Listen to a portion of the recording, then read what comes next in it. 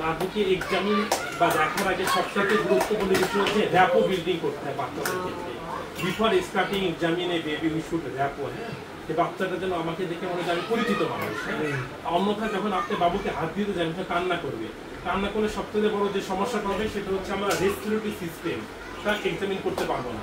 এই জন্য বাচ্চাদের ক্ষেত্রে এই বাবুর দুইটা সমস্যা মিলে, এক নাম্বার হচ্ছে তার শ্বাসকষ্ট ঠান্ডা, এই জন্য আমার রেসপিরেটরি সিস্টেমটা এক্সামিনেশন করতে হবে, বুকে কোনো শব্দ আছে কিনা, তার শ্বাসকষ্ট হচ্ছে কিনা এটা।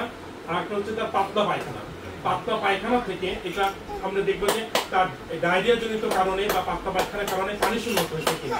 তো তার আগে সবার আগে রেসপিরেটরি সিস্টেমটা দেখে নিব, কারণ কান্না শুরু করলে বুঝতে পারবো না। আস্তে করে খুলে যাক, কাপড়টা খুলে যাক। এ বাবা, এই তো দেখি দেখি, এই যে যে যে যে এই তো এই যে নিয়ে নে মামা, নিয়ে নে বাবা। না না বাবু এত খুব আমার সাথে খেললাম।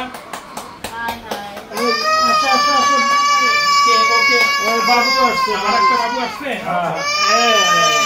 না তোমার কিছু বলে নাই তো বাবা। না না না, কান্দে না বাবা। এই যে নিয়ে নিব আমরা, আমরা নিয়ে নেব না বাবা। এই যে বাবু তোমাকে আরাম দিয়ে দিচ্ছি। রেসপিরেটরি সিস্টেম দেখার তো দেখি কি স্কিন ড্রয়িং আছে কিনা। এই যে নিয়ে নেব বাবা। একটু দেখে নিই, হ্যাঁ।